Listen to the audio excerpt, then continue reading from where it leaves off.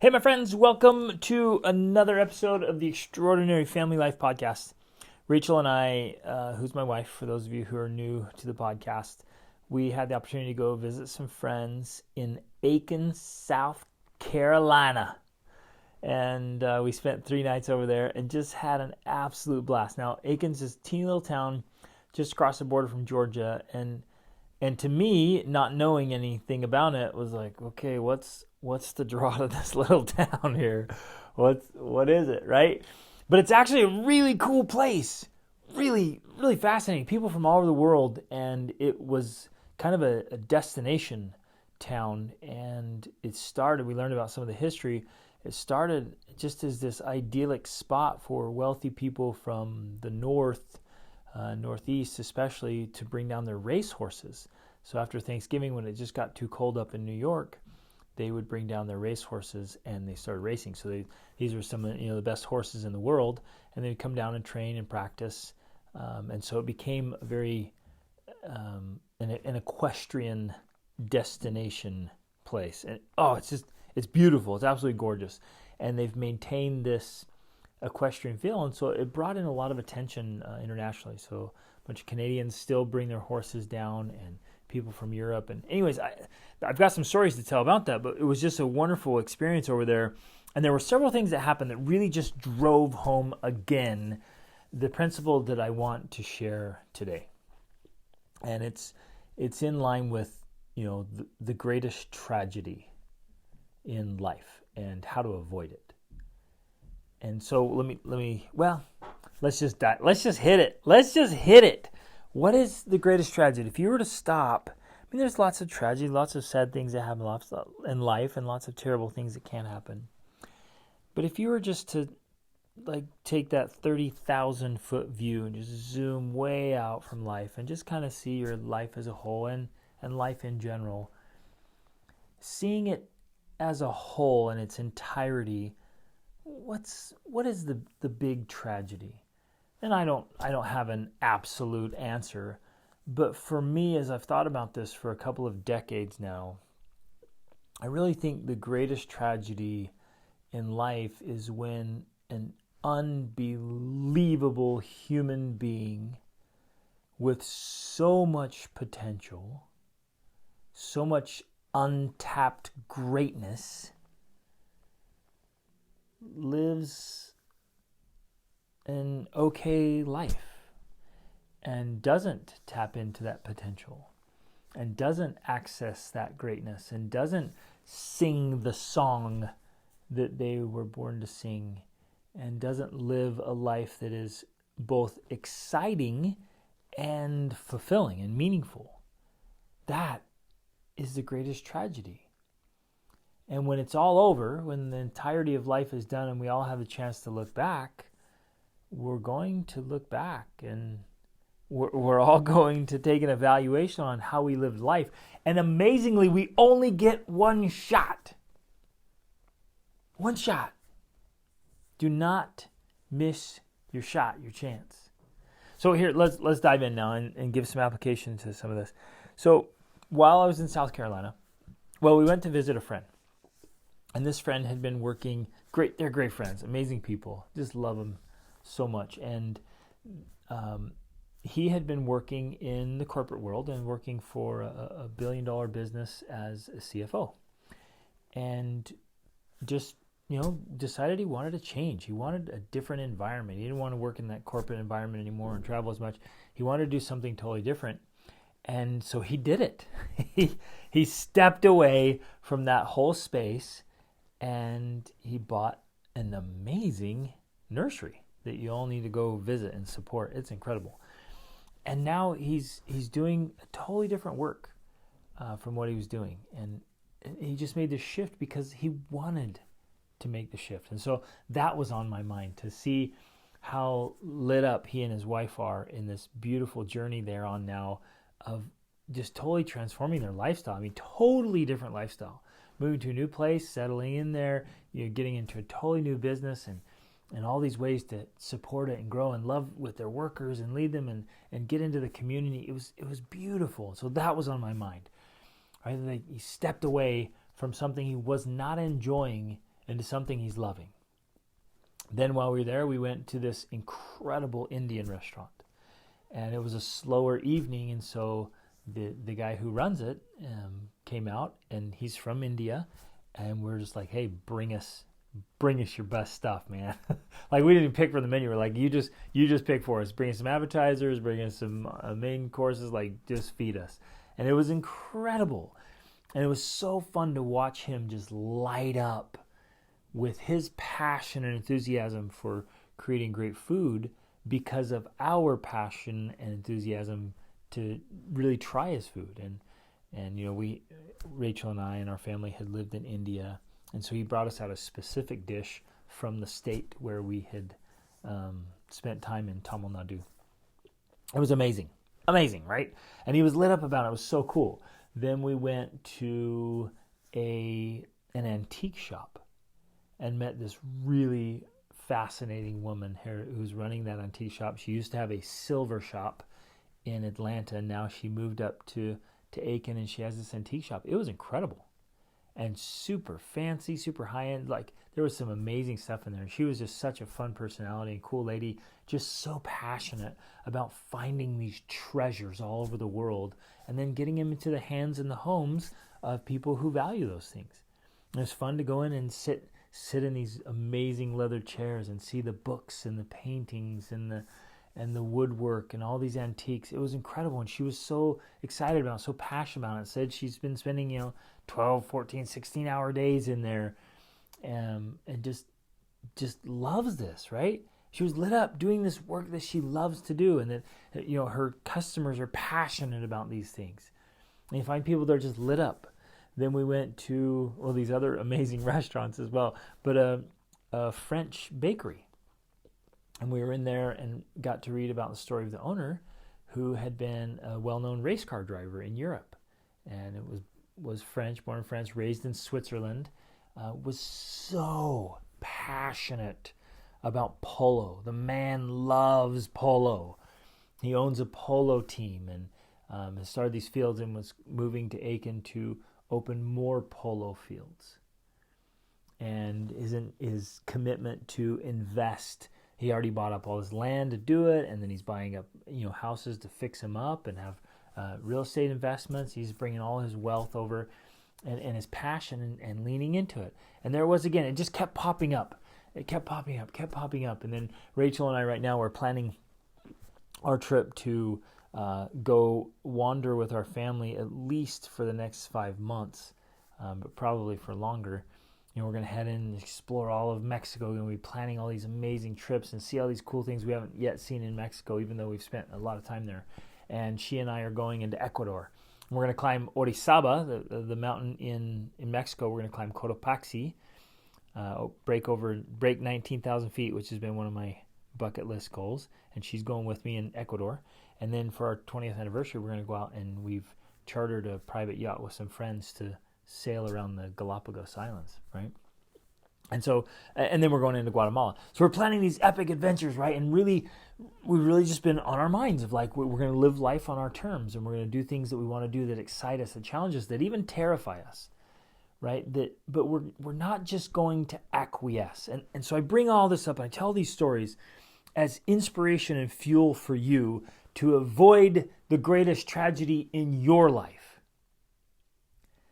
I don't think anyone should have to acquiesce or settle for a life that they don't want to live.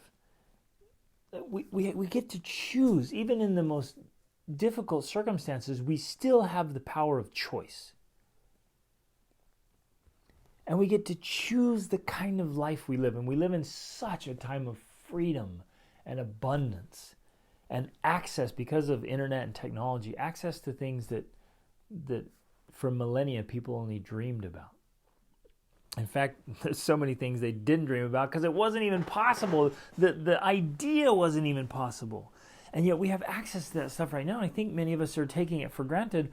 And so in a time when there's like virtually endless possibility, in fact, I would even dare say literally endless possibility, we still have wonderful human beings settling. and living these lives that they don't love and that are not fulfilling and meaningful to them. And what a tragedy. What a tragedy to live a life that we don't just absolutely love. And often it's because we think we have to follow some kind of social script. We just have to do what others have done before us. Right? Now, things are changing enough. Obviously, there's wisdom in learning from other people's successes and failures. And that goes without saying, right? Learn from the successes and failures of others. There are rules and principles that we can always follow. But as massive things change on a macro level, that certain things alter massively, that what used to work before won't necessarily work anymore. Especially when we change, like in an age. We've moved out of the industrial age. But interestingly, there's still a lot of industrial type thinking going on. And, some of the education system still fits that way. And some of the mindsets, some of the things that used to work for, a generation or two ago, and like, well, that's what we did and that worked. And it's not necessary anymore for that. And so we sometimes think we have to follow this path. Other times we think, well, I can't do what I really would love to do, because maybe we think, or some other people tell us, there's no money in that, or there's no prestige in that, there's no honor in that. But I want to invite all of us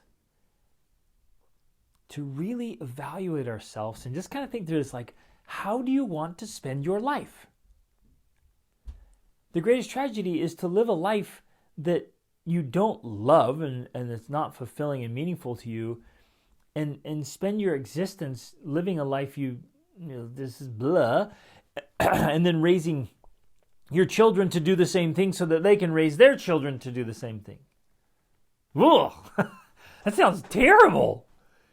Especially, and here's what makes it a real tragedy, especially when the opposite is not only possible, it's really accessible. Really accessible. It's right there in front of you, sitting on the table, and all you have to do is reach out and grab it. And so that great tragedy that many good people are still experiencing, some because they don't know any differently, some because they're afraid, some because of social pressure, and many other reasons. But why not? Why not spend your time and your life doing what you love to do, and doing it in an extraordinary way? Now, I don't want to be misunderstood here, so I'm gonna expound on something in order to not be misunderstood. I am in no way, shape, or form saying that your life should be easy and comfortable and you have to like everything you do. I'm not saying that. There's some misunderstanding there, especially with this newer generation, of this whole idea of, hey, follow your passions, do what you love. They kind of take this idea like, oh, sweet, I don't ever have to do anything that I don't enjoy. Right? I don't ever have to do the hard work or get uncomfortable or be inconvenienced because that's not my passion, so I'm not going to do it. I am not promoting that in any way, shape, or form. There is grind in our goals, right? There are demands in our dreams, and we have to pay the price to get the prize. You with me? Woo! Gotta pay the price to get the prize. So I am saying dig in. I am saying do the hard work. I am saying get uncomfortable, push past the discomfort and the inconvenience. And do that with passion, enthusiasm, and love and excitement, and a mission, really purpose-driven and mission-driven work. Yeah, of course. Of course you gotta do the hard work. And I love the freedom of owning my own business. I love the freedom of location independence and being able to work from wherever and travel with my family. I love all of that. Does that mean that there are not inconveniences or difficulties? Absolutely not.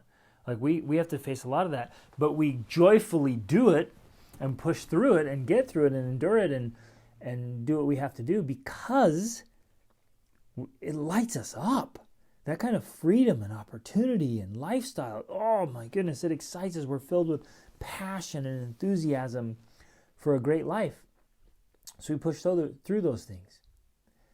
And so my invitation for you today is not to avoid things that are uncomfortable or inconvenient or that you don't necessarily like or enjoy, but to take some time today, and this is huge. Please do this, and please do it with your friends and your family, your spouse, your children. Share this podcast. Please share this podcast. Share it with, I want to get this in front of everyone who's ready and to be introduced to this idea and then take the actions of like, I'm going to take back charge of my life. I'm not going to allow the greatest tragedy to rule in my life. I'm going to live a life that I absolutely love, that I'm excited about, that I am excited to wake up for and get going each day. You guys, I remember vividly thinking that a good life, this was in my late teens, right, when I was out on my own. I was just absolutely broke and things were so hard. And I was in my own perpetuating or perennial cycle of trials and tragedy. And this is a hard principle to teach. But there's something about that, about this self-inflicted and self-sabotaging perennial cycles of trials and tragedy. And sometimes things happen to us, and sometimes things happen because of us, if that makes sense. And I had to break free from that, but while I was in it, it's hard to see clearly when you're in it.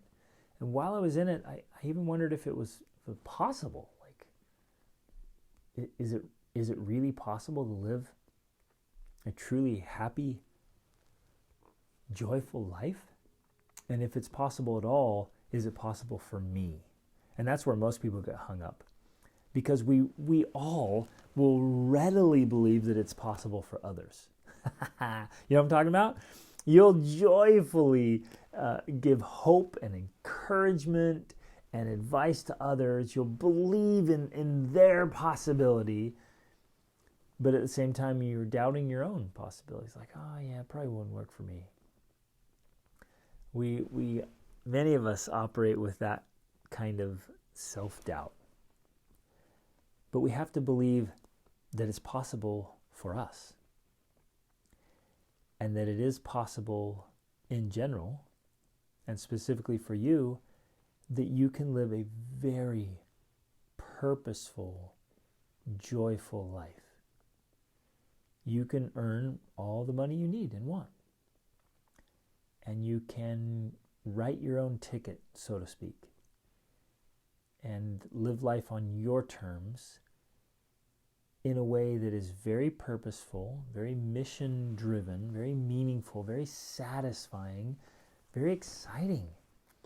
Life does not have to be a perennial garden of disappointment. That is what I'm talking about when I refer to the greatest tragedy. That it's just one disappointment after another, one frustration after another, one letdown after another. That's not my reality. Now, it used to be my reality, and I realize it's still some people's reality. That's their world. But what I'm inviting you to consider and to do is to step out of that world, and yes, you can. You have that freedom to step out of that cage, to step out of that world into this new world where you have all these possibilities. And you lean in, you face the challenges and the difficulties, and when you get knocked down, you pop right back up. Remember, we talked about this before, where this idea of when you get knocked down, are you going to give up or are you going to get up? And we can face those challenges and we can chase the dreams. And we can take the small moments, the little things that we're doing even on a daily basis, and do them more purposefully, with more transformation. I had a beautiful coaching session this morning where we really talked about this idea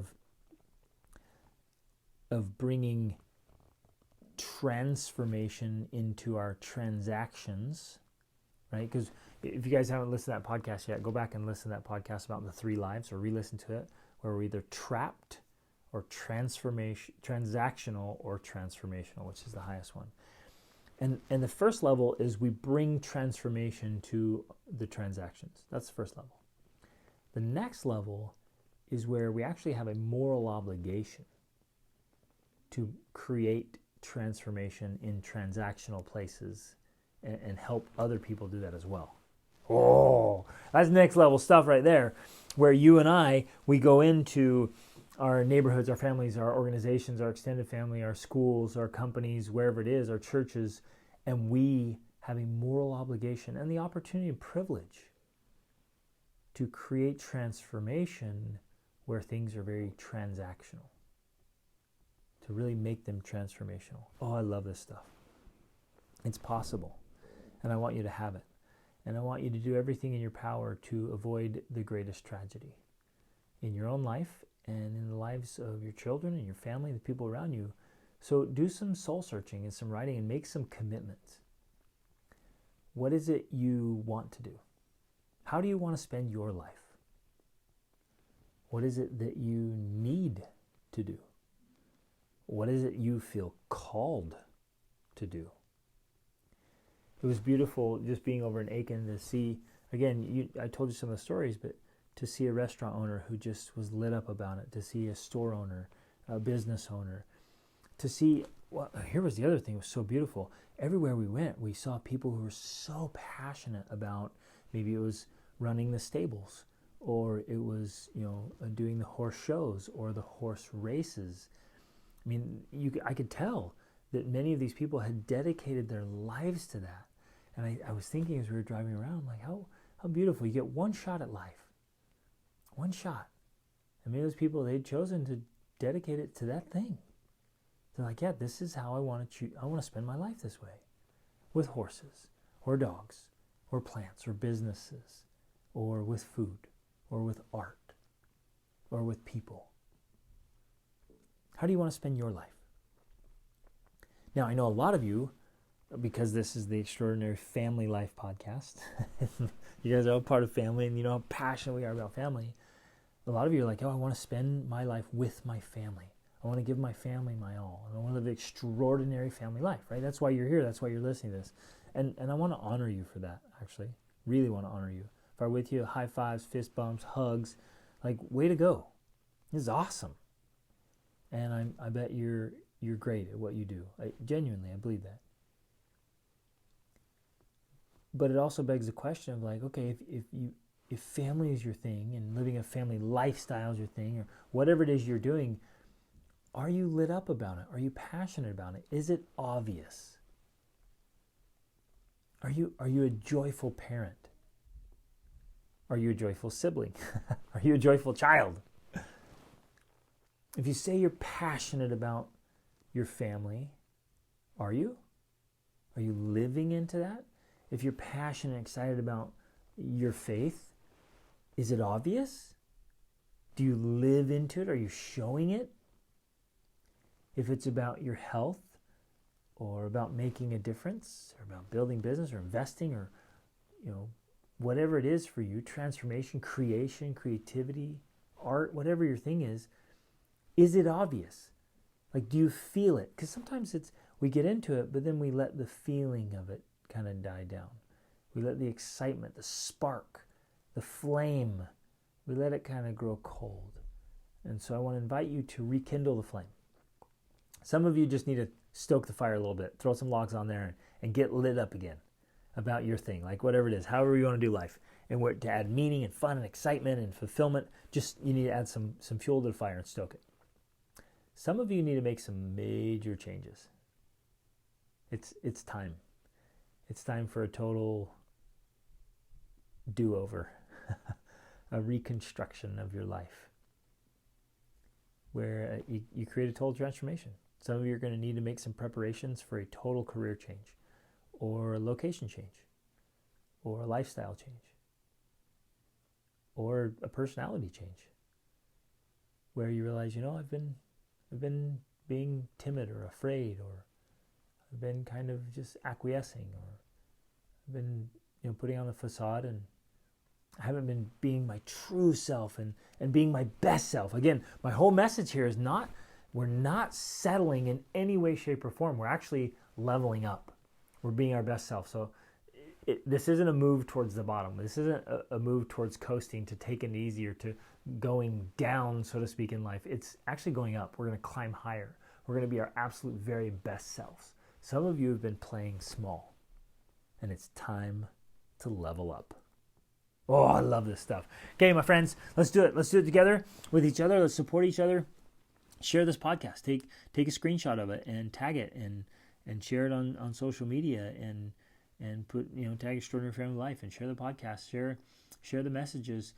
Talk to your friends and family about this. Let's help everyone that we know around us avoid this greatest tragedy and really live life. No more just merely existing. No more going through the motions. Let's live our lives the way they're meant to be and tap into your greatness. You have this in you. In my mind's eye, I can see you right now. You have greatness in you. It's in there. Genius. Awesome sauce. Tap into it. Use it. Live an extraordinary life, a life that you just absolutely love. Let's get out and make it happen. Remember, awesome is always an option. Reach upward.